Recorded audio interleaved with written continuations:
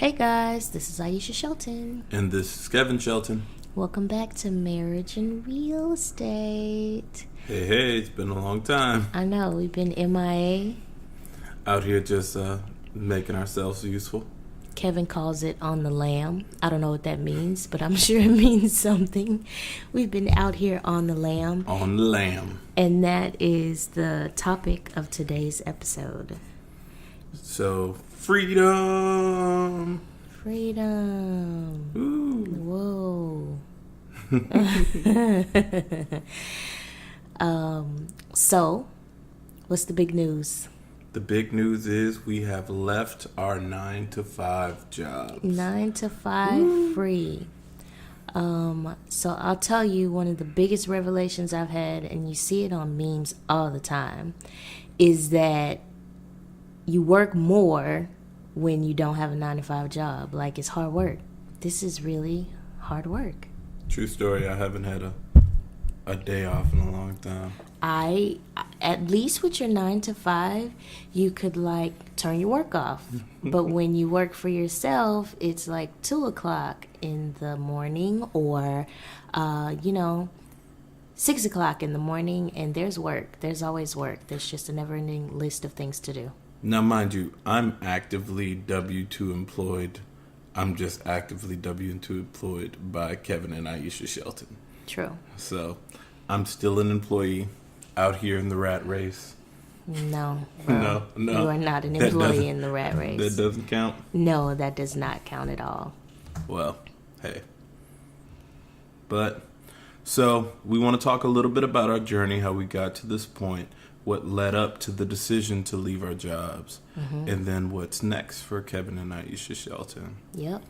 So, we're going to flash back to December 2018. Okay. So, in December, we created a mastermind with a group of close business owners that we share a lot of things with and we like to grow with. And in the process of that mastermind, one of the things we did was share our goals for the upcoming year. And with that came the revelation of how we plan to grow our company, and not only our passive income, but also our active capital gains and business income, and what we wanted to do going forward, and how that would look in our lives. So with that, one of the goals was to build up our construction company, grow our team, as well as increase our number of doors passively, and then also grow our Airbnb business, as well as this podcast that you're hearing us on right now, speaking engagements, things like that. So in the course of walking out those goals and taking massive action towards those goals, it led us to the opportunities that gave us the ability to feel confident in leaving our jobs. And don't get it twisted. We did not leave our jobs in hope that, we could make it out here. I mean, we have an entire family that depends on us. We have 2 daughters and we mortgage. A couple of mortgages. And so we couldn't just say, hey, let's go pursue our dreams and do that. Like, maybe if we were younger and didn't have the same responsibility that we have now, we could take that plunge. So for us, we always knew that it would have to come down to it making more sense for us to work our business than it did to work our jobs. And we've been in business for, 2019? So what? Our first company was founded in 2016. Okay, so we've been in business for that long. Okay, guys, you do the math. We've been in business for that long, and we didn't take the plunge until now. It was when there was a pinch point. It was when our income was capped at our places of employment, which was a pretty decent cap between the 2 of us. But our business could garner much more money if we spent our time doing this. So freedom came very logically. It wasn't like a whim, and it wasn't a hope and a dream either. It was, this makes sense now. And freedom also doesn't mean that you don't have to work, right? Freedom's not free from work. It's free from being in someone else's control to a degree, or you're free to pursue your dreams how you see fit. Listen, and I'm not even gonna lie. I was like, yeah, I'm gonna be getting manicures in the middle of the day and having lunch with my friends, and maybe that'll happen, but it has not happened.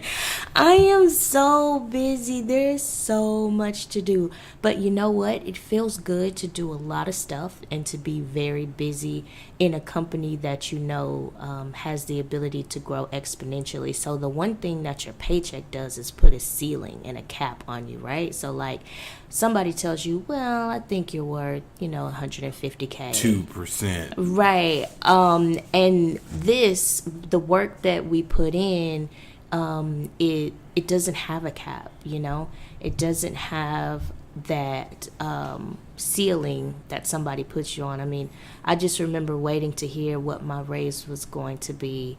And I know many of you are out there, can't wait until it's time for performance review and hope that whoever's reviewing your performance wants to give you more money, So my performance review is based on the output of us, and so far it's been pretty good. Yeah, it's like that meme that says, an employee is walking in the parking lot of his job, and the boss pulls up in a nice Ferrari, and the employee says, man, that's a nice car. And he says, yeah, you work real hard, and next year I'll buy another one just like it, right? When you're an employee, it leaves you completely dependent on your employer to provide not only your future and your lifestyle, but also infinitely you're building somebody else's dream. And for me, I started my first construction company a little bit over a decade ago in 2007, and I vividly remember feeling the pressure of paying the bills and feeling like I never want to do this again. And it really wasn't until real estate that I saw an opportunity where, by maybe looking at it a different way through multiple streams of income, that I could envision myself being in business for myself. And that gave me the confidence to start the process of building a new business, because I realized I had just built up businesses for other people for many years. And while I enjoyed that and I learned a whole lot, it's not very profitable for the employee.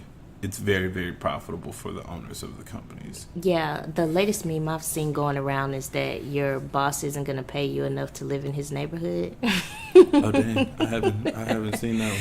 That's a new one. But you made a good point too.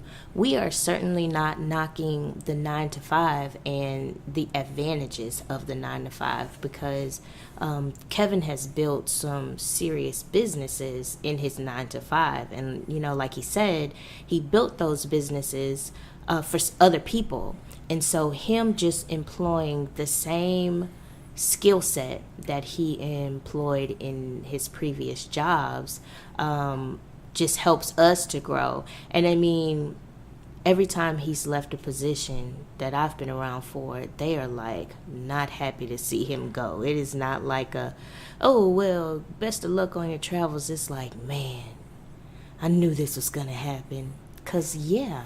I mean, even when I left my job that I just left, they were like, we thought we had more time. And I remember I told them a couple of years ago that I was on the journey to 65 rental doors. And they were like, okay, so you're on a 5-year journey. It's year 2. We're going to make this thing happen. Okay, so when I told them that I was leaving, they were like, well, wait, what happened to the time? We thought we had more time. Yeah, and see, Kevin, I mean, not just because he's my husband, but really anybody that knows him knows how shiny he is and how capable he is. And he does not see it in himself, but man, everybody else does. And so, one, I'm just fortunate that you're my shiny object. Give me a kiss. And two, like, they are really going to miss you. And I'm talking about them like they're going to miss you. I certainly hope that, my coworkers and employer misses me. You will be missed. Yeah, no, they gave me a really nice farewell. It was really sweet. So let's talk about some of the obstacles along the way. And starting off the obstacles, and then we'll talk about some of the opportunities. But I want to really focus on, like, from 2014 to now, what were some of the obstacles that you encountered to even get to this point, to feel confident leaving your job? And then I'll speak on that, and then we can talk about some of the things that came up along the way that showed us the power of real estate and how we, could leave our jobs, the possibilities. Obstacles, let's see. I know for a great deal of time, we've been bred to view our jobs and employment as security, right? Yeah. And so, our parents are always talking about, get a good job. Don't leave that job. Don't they leave love you that over good there. job. Don't leave that good job. You get pay raises and everything. Right. And you have insurance and you have 401k, and it's all this like false sense of security, because the moment when there's a pinch for the employer, they let you go, and some people have experienced that. And so you experienced that in 2012. I did experience that in 2012. So why don't you talk about what's different in your mindset from 2012 to now, when you were let go from a job and forced to do some entrepreneurial things, versus now when it's by choice?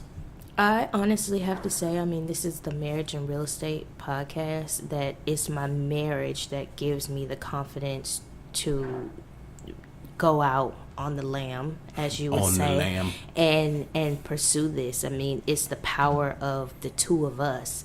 And so when I was kind of thrusted out there in 2012, when a contract of mine ended, I was optimistic, and I did my thing, a little bit. I did a little something, but it certainly wasn't to this extent and to this level. And so, obviously, throughout my time of unemployment, I was looking for another job because I needed that quote-unquote security. And it's true, it's not as secure as somebody giving you a paycheck twice a month. Yeah. But if you have a good plan, which I feel like we have a great plan, and you're such an excellent executor of that plan, then, I have much more confidence to step out and say, you know what, it's time to cut the cord and let's make it happen. And I guess for me, the biggest thing, and I think I answered this in an interview the other day, the biggest thing is mindset. I had to get my mind right to even start thinking about it, right? I remember when I first came to CBRE, and in my entire career in construction, I always wanted to be a director of construction. It was like the pinnacle for me. And I was actually interviewing for a director of construction position. And I remember so vividly, the HR person asked me, they said, well, director of construction is cool, but what do you really want to do when you grow up? And I was just shell-shocked, because there was nothing past that point. I didn't have goals past that point. I didn't see anything that was more than that to me. So when somebody said, what do you really want to do when you grow up? It called into question everything that I believed about what I was capable of, or what my career could be, or where I could actually go. And then you start to think about, well, if I could go further for them, can I go further for myself? Or how far can you go? Or how far can you go? Yeah. So, with the help of my beautiful wife, she's kind of cute. I started to change my mind and read books that showed me what life could look like if you had something for yourself. And one of the biggest components of that was Rich Dad, Poor Dad. And shouts to Robert Kiyosaki and his amazing writing skills. So with that book came The Cash Flow Game. And For those of you who've never played cash flow, it's essential. It's Kevin's favorite game, It's my guys. absolutely favorite game. Oh my God. It's like real life Monopoly. And in that game you pick a career, and based on that career, the whole objective to the game is no matter how much money you make, where you are in life, what your bills are, the goal is the same for everybody, and it's to create more passive income than your bills. To get out of the rat race. You can't win the game unless you get out of the rat race. And the only way to get out of the rat, you could have $1 million. If you don't have passive income, you don't get out of the rat race. So let's talk a little bit about the rat race. So if you're not familiar with Robert Kiyosaki, the rat race is, simply put, you working to live your life, to pay your bills, to pay your mortgage. You go to work every day, you go home, you feed the kids, you go to sleep, you wake up, you go to work. So the rat race is you have to be actively doing something in order to bring in income, actively working. And so what cash flow shows you, and so does Rich Dad Poor Dad, and so many of his other great book shows you, is that the goal is to have passive income that supports your lifestyle, and that's what gets you out of the rat race, right? So our goal is to have a portfolio of rentals that if we decided to sleep in for a week, we could do that. If you've heard of people going to the south of France for the summer, it's because they have this passive income that can support them even when they're not actively working. And so the goal is to get out of the rat race. The goal is to make money in our sleep. The goal is to have a significant amount of passive income so that we can live the life of our dreams, so that we can experience true freedom. And the rat race is just that. It's a hamster wheel. It's a wheel of wake up, go to work, get a paycheck, pay your bills. Wake up, go to work, get a paycheck, pay your bills. Have a family, get a house, get a car. Wake up, get a paycheck, pay your bills. It's just the cycle of the same thing. And money is not everything. Money just gives you lots of options. And see, the crazy part about it is your job doesn't care if your mama got sick or if your baby got sick or if something happens to you. So corporate life keeps on going. It's funny because even at my job that I just left, I went to lunch with one of my coworkers to turn in my equipment, and he was on a conference call, 3-hour conference call, and it was the same thing. We're having a PTO meeting about 78 hours. So it's a joke for people who watch Bad Moms. Was it Bad Moms? So funny. But so the thing about it is, no matter what happens, that job is only as secure as their decision to keep you around. And unless you have something for yourself outside of that job, and whether that's a side hustle or rental property, which we're proponents of, you have to have something that can generate income outside of your W-2 paycheck in order to make sure that when life happens, which life always does, you can confidently say, we gonna be all right. Let me say this again. We are not knocking the 9-to-5. No. At all. What we are saying is have a plan outside of the 9-to-5 so that you can live life more abundantly, right? You should leverage your 9-to-5 to create a 6 to 8. And that 6 to 8 should pay you something while you're sleeping. So, the thing about it is, I love construction. I would do construction absolutely for free if that was a thing that I would actually get to do. But me loving construction has nothing to do with making sure that I get paid for what I do, whether that's from an employer or from my own company. So the thing about it is, it makes more sense for me to make sure that my family's supported and all right from what I'm putting into the marketplace and maximizing that, whether that's through a 9-to-5 and then you invest that money, or through your own business and you use that to have passive income.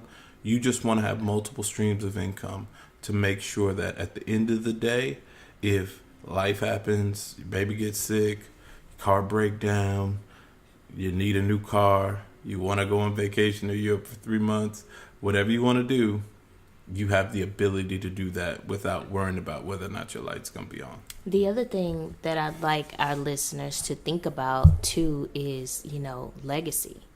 And your legacy is left through businesses and property, right? So what legacy are you leaving for your children? What legacy are you leaving for your family? And our goal is to build legacy for our family, right? And if we would have stayed at our jobs, we would not have been able to build a legacy. We would not have had anything tangible to pass down because we can't pass down our jobs, right? And the other thing that Robert Kiyosaki says that I just am in complete agreement about is that we pass down what we know. And so what our parents knew and what they knew was, and what they told us was, get a job, get a good education, and get a job. So you can get a good job. We were never taught to be entrepreneurs, but entrepreneurs teach their children to be entrepreneurs. The one thing I know is, and this is not politically charged because I am not politically charging this state. I am not politically charged at all. So I believe in, we won't talk about what I believe people in. And places and but what I will say is that President Donald Trump and President George Bush, I think most of us can agree, aren't the smartest people in the world, but they sure are hella successful in business. I think that it's passed down. I think that the confidence and the ability and the knowledge to do the transactions and the deals that they've done comes from exposure. And so what are we exposing our kids to? I'll tell you what we're exposing our kids to. Get a good education and get a good job. And what do? We got a good education, we got a good job, and for all of the millennials and those thereafter, whatever their name is, we got a whole bunch of debt too, and that really sucks. Yeah. Nobody prepared us for that. Nobody told us, nobody prepared us for financial aptitude at all, right? Like, they didn't teach personal finance in school. They didn't teach money management. So that's a thing. Yeah, it's totally a thing. So, I say all that to say, legacy and what we're passing down to our children. And it's graduation season, and I'm seeing everybody graduate. And I remember graduating with my master's and taking pictures and being so excited. But ask me today, we won't say how long ago I got my master's, but it was a while ago. And when I see that student loan bill, I'm not that excited, and the pictures, they're cool and everything, but you can have them back. Well, the thing about it is, and I wanted to touch on something you said about being entrepreneurs or entrepreneurial. I don't consider myself an entrepreneur. I actually don't really believe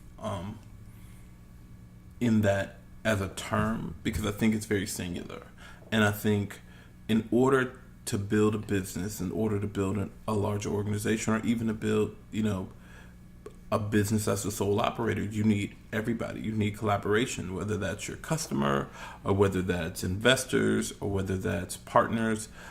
So, to me, entrepreneur signifies it's just me. Mm-hmm. And I would consider myself a communipreneur. New word alert. Don't like it. Communipreneur is not a thing. No. I'm gonna put that on the shirt. Some of my marriage and real estate shirts in store coming soon, by the way. Oh, really? There we go. We got to make revenue because we out here on the lam. We on the lam. We're selling t-shirts. We got to sell t-shirts, bean pies. I'll be outside the Texans games. We're gonna do all that because we out here on the lam. On the lam, we're selling t-shirts. So buy t-shirts. Our store will be up soon. Come get by some July merch. 1st, it'll be up. Get some merch. Marriage and real estate live shows on the corner of Scott Noah's. Wow. We down to selling t-shirts. No. I thought they sold real estate, girl. I saw them on Scott selling t-shirts. But see, for those of you who know, once you sell real estate, you can sell any damn thing. Well, So I sell houses too. We have some for sale right now. We do have some Construction services for sale, consulting services for sale. Is this a pitch? We on the lamb. Get off the lamb on the podcast, Get off the lamb. Get off the lamb on the podcast. No. But in all seriousness, once again, we're not opposed to 9 to 5s. We just want you to leverage your 9 to 5s to give you something for yourself outside of that. Because at the end of the day, in the end of the year, that 2.5% raise, or that 5% raise, or 4% raise, or whatever you get, that's what they're paying you to silence your dreams, right? So you can have both, but you have to change in order to have it. And you can have both, but it's going to demand a little bit more from you than that 9 to 5. Yeah. It'll be a little bit more than, hey man, I watched the game on Saturday, or I watched all seasons of the Game of Thrones in one sitting in one day. You gotta do a little bit more to have a little more. You have to do what others won't do, so you can live a life that others can't. Somebody said that LeBron James can't pass down his basketball skills to his son, but he can pass down a business, and he can pass down real estate. And like Aisha said, it is about legacy, and it is about the ability to not just live a life of work and death. And debt. Boo. But to live a life of abundance. And that could be abundance in time with your family. Yeah. Passive income can afford you the ability to be there for your children when you first have a child the entire time that, you're breastfeeding, or you want to see your child through primary, or preschool years before they go to school. That could afford you that ability. It could afford you the ability to pursue a passion like learning Spanish, or learning guitar, which is one of my dreams that I'm working my way up to doing. It can give you the freedom, buzzword, freedom. It can give you the freedom to live your life how you see fit, outside of the realm of what they give you every 2 weeks in a paycheck. And that's the real American dream, right? That's the new True American dream. I won't say that's the new American dream on a t-shirt. Marriage and real estate store coming soon. Stop. That's the new American dream. That was a horrible stop. I don't know what that was. Well, my bad. So listen, that's the new American dream, though. Like, the American dream used to be like a house and a family, a good job, and a good job. And I think that worked in its time. But the new American dream is freedom. I think that's what my Instagram feed says all the time. I see that a lot. So what does freedom mean to you? What does freedom look like to you? That's what the American dream is. And what freedom looks like to us is a lifestyle where we get to do what we are so passionate about, which is real estate and our family. And lunching in the afternoon with our friends. Sure. So much. I don't plan on doing many lunches with my friends. You already lunch. I lunch during lunchtime, and then I work. I enjoy working. I enjoy working. I'm on the lamb. I am on the lamb with you. And sometimes I have lunch with my friends. Well, you go ahead. I'm going to build some houses, because that's what I do. So, in true marriage and real estate fashion, we are going to keep this at 30 minutes because we respect people's time. And please leave us a comment, a rating, a review. We are up officially on Apple Podcasts. Woohoo! Woo-hoo-hoo. So we work that out. And going forward, we will be back to every single Friday. We've been working real hard, getting ourselves out here on the lam for the last month. But we are back. We're back in action. And look forward to more marriage and real estate. More love, more happiness, more houses. More T-shirts. T-shirts. We are going to sell T-shirts, guys. Did you hear that? Yeah. One's going to say New American Dream. I'm writing notes right now. T-shirts. Oh, my God. New American Dream. All right. It's officially written down, so that's a thing. There we go. All right, so until next Friday. We will see you next time. This is Kevin. And this is Aisha. And this is Marriage and Real Estate Podcast.